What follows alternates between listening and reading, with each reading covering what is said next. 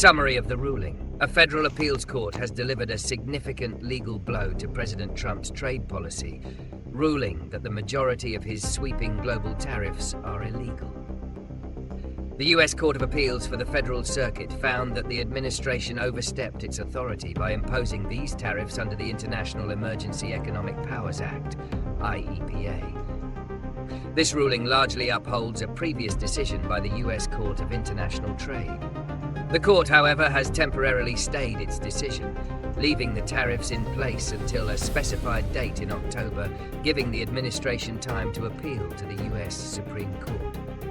The president has vowed to appeal, asserting that the Supreme Court will ultimately side with him and calling the appeals court's decision a total disaster for the country. Reasons and consequences. The core legal reasoning behind the appeals court's decision centers on the separation of powers and the interpretation of the IEEPA. The court's majority opinion argues that while the IE grants the president significant authority to regulate international transactions during a declared national emergency, it does not explicitly grant the power to impose tariffs. The court emphasized that the authority to levy taxes and tariffs is a power explicitly granted to Congress by the Constitution, and any delegation of this power to the executive branch must be clear and precise. The court noted that in other statutes where Congress has delegated tariff authority, it has done so with explicit language and specific limitations, which are absent in the IEP. This reinforces the legal principle that the executive branch cannot unilaterally assume powers reserved for the legislative branch. The consequences of this ruling are far-reaching, with significant economic and political implications. Economically, the decision could have a massive financial impact on the US Treasury. If the ruling is upheld, the government could be forced to refund a portion of the billions of dollars in tariffs already collected from importers, a financial blow that the Justice Department has warned could lead to financial ruin. Businesses and consumers would also be affected.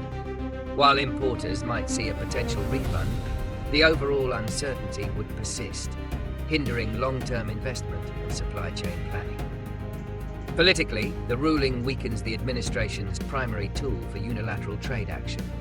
The president has used the threat of broad, sweeping tariffs to pressure foreign governments into trade concessions. Losing this leverage could embolden other nations to resist future demands or even renegotiate existing trade deals. Predictions and solutions. The legal battle is almost certainly headed to the US Supreme Court. Given the split among the appeals court judges, a full review by the nation's highest court is highly likely. It is difficult to predict the exact outcome, but the Supreme Court will have to weigh a long history of precedent regarding presidential authority in foreign affairs against the constitutional authority of Congress over trade and taxation. The court could uphold the appeals court's ruling, affirming congressional power and severely limiting the president's ability to impose tariffs based on a broad interpretation of emergency powers. Alternatively, it could side with the dissenters from the appeals court, who argued that the IEEPA is not an unconstitutional delegation of legislative authority, and that presidents should have flexibility to act in economic emergencies. Regardless of the Supreme Court's decision, the administration is likely to explore alternative avenues for imposing tariffs. Laws such as Section 232 of the Trade Expansion Act of 1962, which allows tariffs on imports that threaten national security, and Section 301 of the Trade Act of 1974, which addresses unfair trade practices, remain unaffected by this ruling. These legal tools, while more limited and requiring specific investigations, could be used to continue the administration's trade agenda. For businesses and policymakers, the solutions lie in adapting to this new legal landscape. Businesses should prepare for both scenarios: an immediate end to the tariffs, which could require supply chain adjustments and lead to a new economic environment, or a prolonged legal battle with continued uncertainty. Policymakers on both sides should consider working with Congress to pass clear, modern trade legislation that delineates the powers of the President and Congress, reducing the need for the executive branch to rely on broad, old emergency laws. This would provide much-needed stability and clarity for the global economy.